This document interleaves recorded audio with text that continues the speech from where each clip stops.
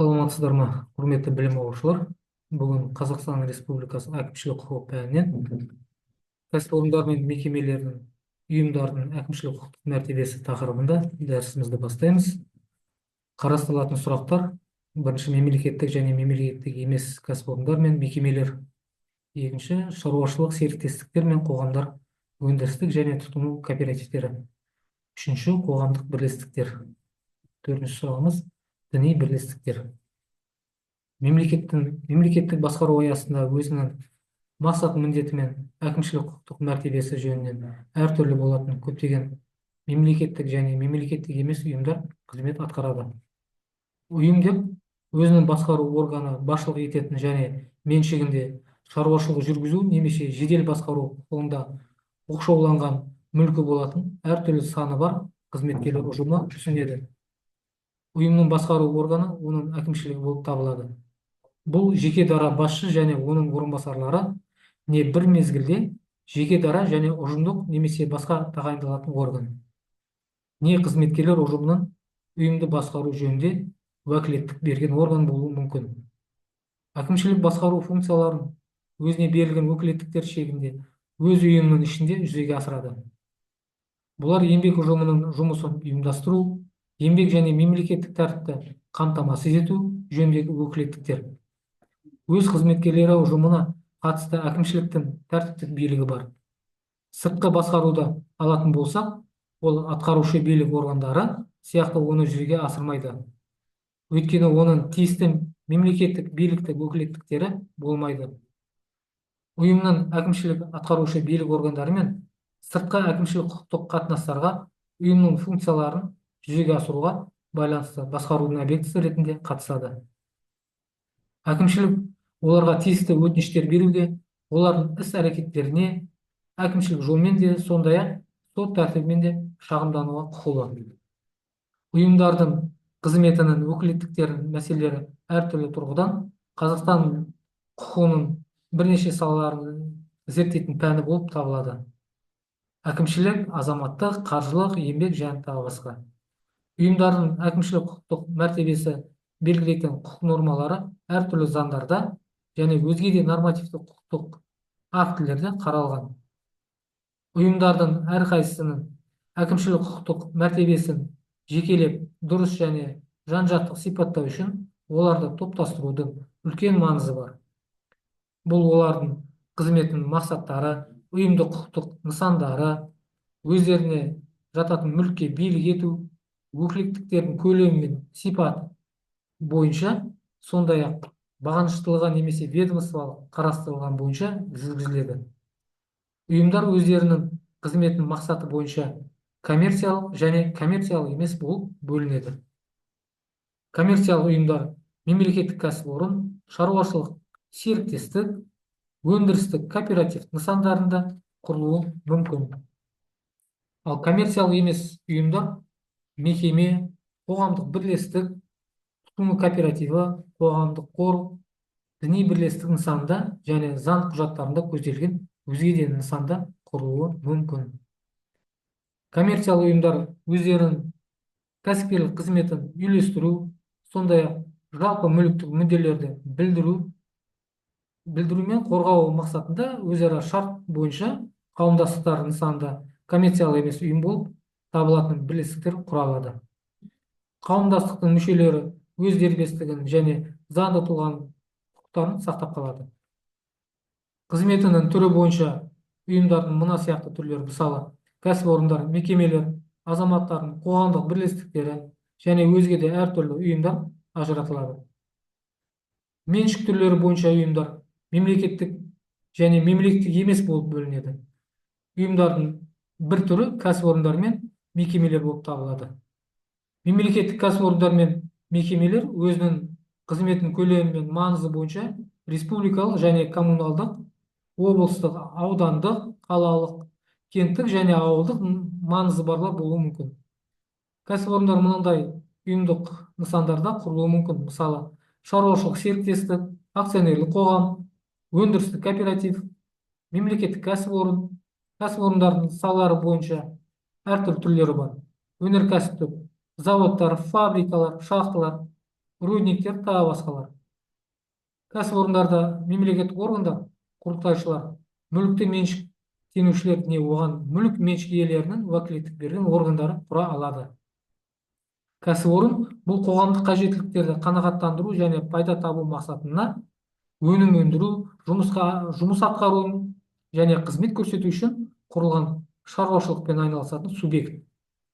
Бұл қызметтің негізіне оның мүлкі жатады. Кәсіпорын өзінің қызметін дербес жүзеге асырады. Шығарған өніміне тапқан пайданың салықтар мен өзге де міндетті төлемдерді төлегеннен кейін қалғанына билік етеді. Мемлекеттік және мемлекеттік емес кәсіпорындардың әкімшілік құқық субъектілері әртүрлі. Мемлекеттік кәсіпорындар мемлекеттік меншігі болып табылады. Сондықтан мемлекеттік органдардың қарауында. Мемлекеттік кәсіпорындарды құру, олардың қызметін, мақсат міндеттерін, сондай-ақ олардың орналастырылатын орнын айқындау, жарғысын бекіту, кәсіпорындарды басқару, мемлекеттік кәсіпорындарды қайта құру және тарту жатады.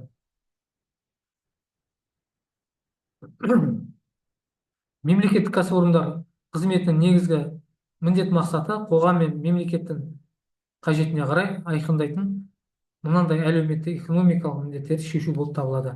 Мемлекеттің қорғаныс қабілетін материалдық жағынан қамтамасыз ету және қоғам мүддесін қорғау, экономиканың және меншік секторы қамтымаған немесе жеткіліксіз қамтылған қоғамдық өндірістің салаларында бірінші қажеттіліктегі тауарларды өндіру.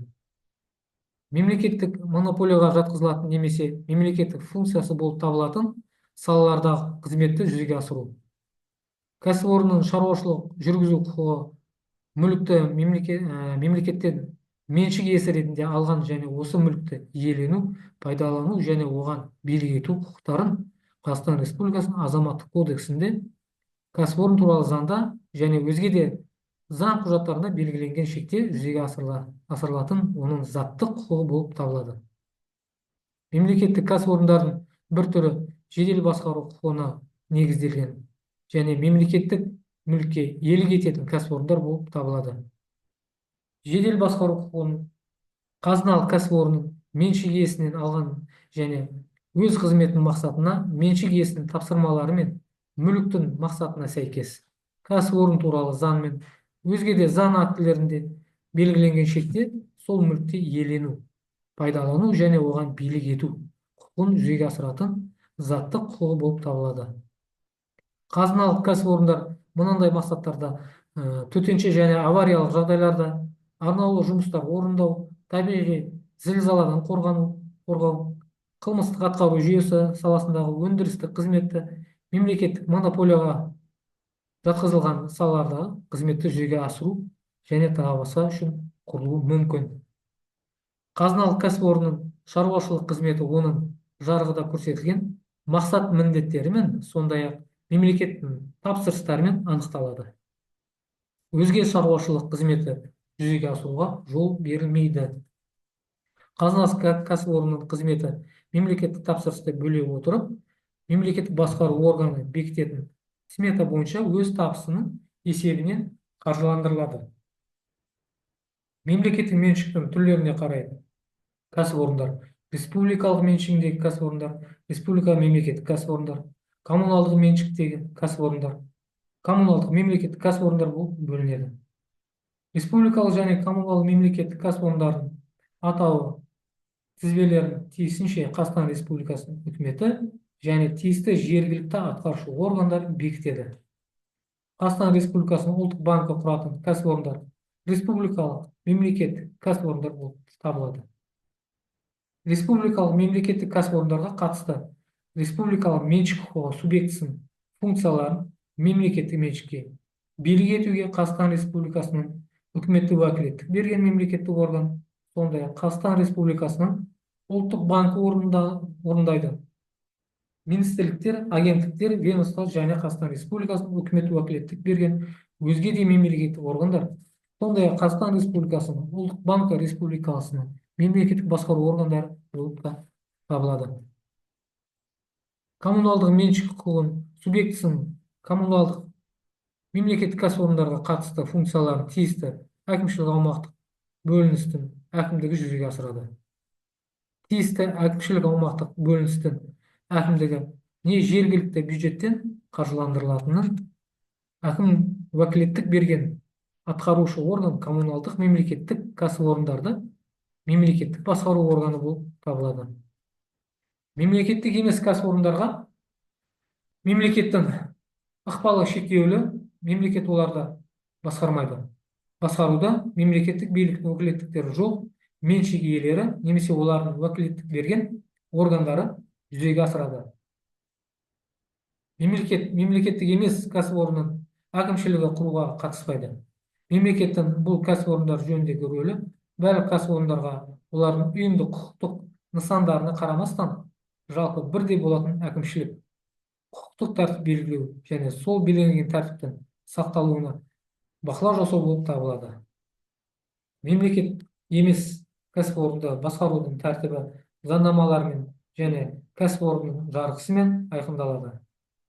Заңнамаларда бұл жөнінде тек жалпы нұсқамалар ғана болады. Басқарушылық, әлеуметтік, мәдени немесе өзге де коммерциялық емес сипаттағы қызметтерді жүзеге асыру үшін құрылтайшы құрған және қаржыландырылатын ұйым, мекеме деп те танылады. Шаруашылық серіктестіктер мен қоғамдар, өнеркәсіп және тұтыну кооперативтері бойынша екінші сұрағымыз. Екінші сұрақ шаруашылық серіктестігі болып жарғылық қоры құрылтайшылардың салымдарына бөлінген, өз қызметінің негізгі мақсаты пайда түсіру деп есептелетін және заңды тұлға болып табылатын коммерциялық ұйым танылады. Шаруашылық серіктестері толық серіктестік, сенім серіктестігі, жауапкершілігі шектеулі серіктестік, қосымша жауапкершілігі бар серіктестік және акционерлік қоғам нысанында құрылуы мүмкін. Шаруашылық серіктестіктерге қатысушылар мыналар болып табылады. Толық серіктестікке қатысушылар және сенім серіктестігіне толық серіктестік тек азаматтар ғана бола алады. Азаматтар және өкілді атқарушы және сот билігі органдарынан басқа заңды тұлғалар жауапкершілігі шектеулі серіктестікке, қосымша жауапкершілігі бар серіктестікке, акционерлік қоғамға қатысушылар және сенім серіктестігіне салымшылар бола алады.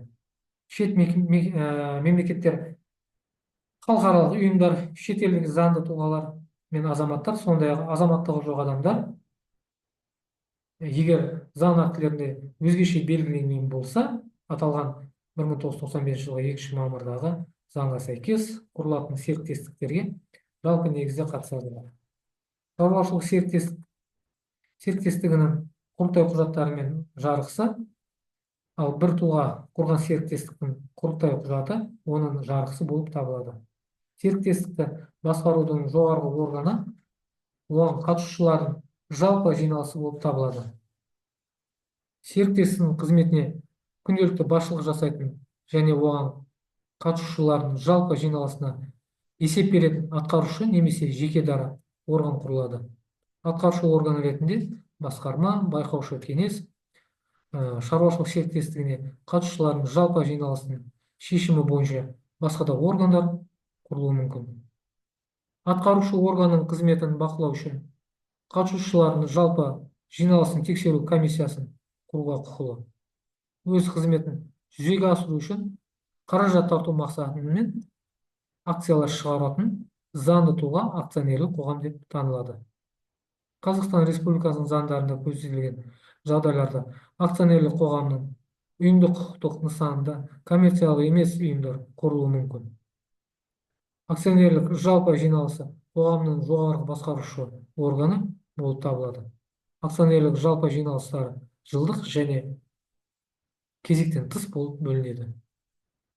Жеке кәсіпкерлік субъектілерінің кіріс алуға бағытталған, жеке кәсіпкерлік субъектілерінің өздерінің меншігіне негізделген және жеке кәсіпкерлік субъектілерінің атынан олардың тәуекелдігімен және мүліктік жауапкершілігімен жүзеге асырылатын бастамшылық қызметі. Азаматтардың бірлескен кәсіпкерлік қызмет үшін мүшелік негізінде олардың жеке еңбегімен қатысуына және мүшелердің мүліктік жарналарын біріктіруіне негізделген ерікті бірлестігі өндірістік кооператив болып танылады.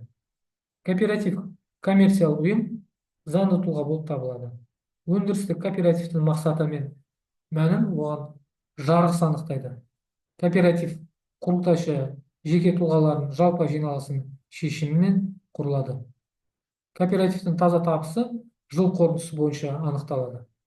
Егер кооператив жарғысында өзгеше тәртіп көзделмесе, жалпы жиналыс белгіленген мөлшерде таза табыс кооператив мүшелерінің арасында олардың еңбегімен қатысуымен қарай бөлінеді. Кооперативті басқарудың жоғарғы органы оның мүшелерінің жалпы жиналысы болып табылады. Коммерциялық емес ұйым деп кіріс түсіндіру негізінде мақсаты болып табылмайтын және алынған таза кірісті қатысушылар арасында бөлмейтін заңды тұлға танылады. Коммерциялық емес ұйымдардың ұйымдық құқықтық нысандарының бірі мекеме. Жекеменшік мекеме деп басқарушылық, әлеуметтік, мәдени немесе коммерциялық емес сипаттағы өзге де қызметтерді жүзеге асыру үшін жеке және мемлекеттік емес заңды тұлғалар құрған мемлекеттік құрылымның бөлігі болып табылатын ұйым танылады. Коммерциялық емес ұйымдардың мемлекеттік мекемелерді қоспағанда басқару органдары мыналар болып табылады. Жоғары басқару органы ұйым қызметінің кез келген мәселелері бойынша шешімдер қабылдауға құқылы. Басқарудың атқарушы органы ұйымның қызметін күнделікті басқаруды жүзеге асырады. Жоғарғы басқару органына есеп береді. Ұйымның басқару органдары сайлайтын немесе тағайындайтын тексеру органы. Ұйымның құрылтай құжаттарына сәйкес басқа да органдар. Үшінші сұрағымыз қоғамдық бірлестіктер. Қазақстан Республикасында партиялар, кәсіптік одақтар және азаматтар ортақ мақсаттарға жету үшін ерікті негізде құрылған, заңдарға қайшы келмейтін басқа да бірлестіктерді қоғамдық бірлестіктер деп танылады. Олар коммерциялық емес ұйымдар болып табылады. Қоғамдық бірлестіктің аса маңызды белгісі азаматтардың оны өз еріктерімен құратындығы. Бұл орайда атқарушы билік органдарының алдын ала рұқсатын алу қажет емес. Қазақстан аумағында халықаралық және шетелдік коммерциялық емес, үкіметтік емес бірлестіктердің құрылымдық бөлімшелері құрылулары мүмкін. Қоғамдық бірлестіктің Қазақстан азаматтарының жарғы қабылданып, басшы органдар құрылатын, құрылтай съезін шығаратын, кемінде 10 адамнан тұратын тобының бастамасы бойынша құрылады. Қоғамдық бірлестіктердің заңды тұлға ретіндегі құқық қабілеттілігі ол заң актілерінде белгіленген тәртіп бойынша тіркелген кезінен бастап пайда болады. Бұл жағдайда оларға мемлекеттік тіркеуді жасаған тиісті әділет органы тіркелгендігі туралы куәлік береді. Қоғамдық бірлестіктерді тіркеу мемлекеттік бақылаудың нысаны болып табылады. Қоғамдық бірлестіктердің табиғи қасиетіне байланысты мемлекеттік билік өкілеттіктері болмағанымен мемлекеттік органдармен өзара көзделген белгілі бір жұмыстар орындауы мүмкін. Қоғамдық бірлестіктер жарғылы мақсаттарға қол жеткізгенде кәсіпкерлік қызметті заңдарға сәйкес жүзеге асыра алады. Қоғамдық бірлестіктердің заңдарды сақталуына қадағалау жүргізуді прокуратура органдары іске асырады. Қоғамдық бірлестіктерді тіркейтін әділет органдары олардың қызметінің жарғылық мақсаттарына сәйкес келуіне бақылау жүргізеді. Бірлестіктердің заңнамалары бұзғандығы немесе олардың жарғылық мақсаттарына қайшы келетін іс-әрекеттерін тапқан жағдайда әділет органы бірлестіктің басшылық ететін органдарына жазбаша ескерту жасауы мүмкін. Азаматтардың әртүрлі әлеуметтік топтардың мемлекеттік биліктің өкілді және атқарушы жергілікті өзін-өзі басқару органдарын білдіру және оларды қалыптастыру ісіне қатысу мақсатында олардың саяси еркіндігін білдіретін Қазақстан Республикасы азаматтарының ерікті бірлестігі саяси партия деп танылады. Саяси партия саны 1000 адамнан кем емес. саяси партияның құрылтай съезін шақыратын және облыстардың республикалық маңызы бар қаланың және астананың үштен екісінің атынан өкілдік ететін Қазақстан Республикасы азаматтары тобынан бастамасы бойынша құрылады. Саяси партия өзінің жоғарғы органның шешімі бойынша аймақтардың кемінде жартысының өкілі болып табылатын мүшелерінің кемінде 51%-нің ұсынысы бойынша соттың шешімі бойынша таратылады. Саяси партия Қазақстан Республикасы Конституциясы мен заңдардың талаптарын сақтауға, салық органдарына заңдарда белгіленген мерзімдер мен көлемде өзінің қаржылық қызметі туралы есеп табыс етуге және тағы басқа орындауға міндетті. Әкімшілік құқық қабілетінің үлкен көлемі кәсіподақтарға жатады.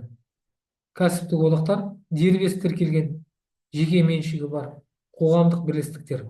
Олардың азаматтар өздерінің кәсіптік мүдделерінің орталығы негізінде өз мүшелерін еңбек ету, сондай басқа да әлеуметтік экономикалық құқықтары мен мүдделерін білдіріп, қорғау еңбек жағдайларын қорғау мен жақсарту үшін ерікті түрде құрылады.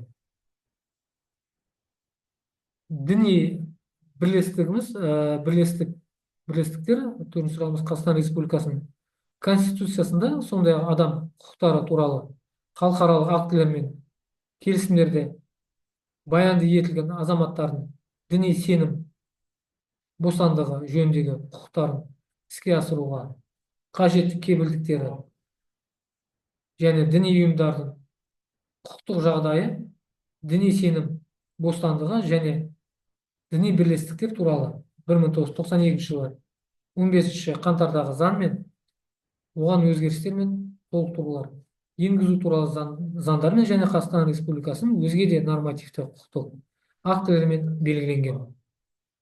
Қазақстан Республикасының басқа мемлекеттердің азаматтар мен азаматтығы жоқ адамдар жеке өзі, сондай басқалармен бірге кез келген дінді еркін ұстануға немесе ешқайсысын ұстанбауға құқылы.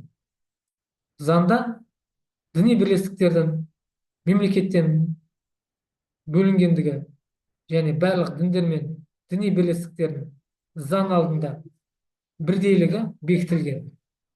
Сондықтан мемлекет діни бірлестіктердің заңды қызметіне араласпайды.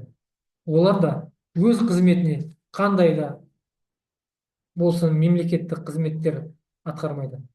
Мемлекеттік өкімет пен басқару органдарының сайлауына қатыспайды. Саяси партиялар қызметіне қатысуына немесе оларға қаржы жағынан қолдау жасауына жол берілмейді. Заңда діни бірлестіктерге, ерікті құрамаларға айқын заңдық анықтама берілген. Ол бойынша жергілікті діни бірлестіктер, діни басқармалар, сондай-ақ діни оқу орындары мен ғибадатханалар Қазақстан Республикасындағы діни бірлестіктер деп танылады. Жергілікті діни бірлестіктер діни мүдделер мен қажеттерді бірлесіп қанағаттандыру мақсатында құрылған азаматтардың ерікті құрамалары болып табылады. Діни бірлестіктер Құдайға құлшылық етуге немесе діни жиналыстар өткізуге жұрт емін еркін келе алатын орындар. Сондай-ақ қайсы бір діни ұстанушылар құрметтейтін орындар ашып, оларды ұстануға құқылы.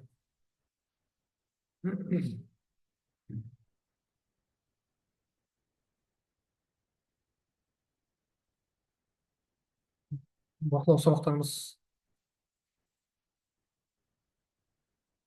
экранға шығып тұр. Негізі әдебиеттер. Құрметті білім алушылар, осымен бүгінгі тақырыптағы дәрісімізді аяқтаймыз. Зейін қойып тыңдағандарыңызға рахмет.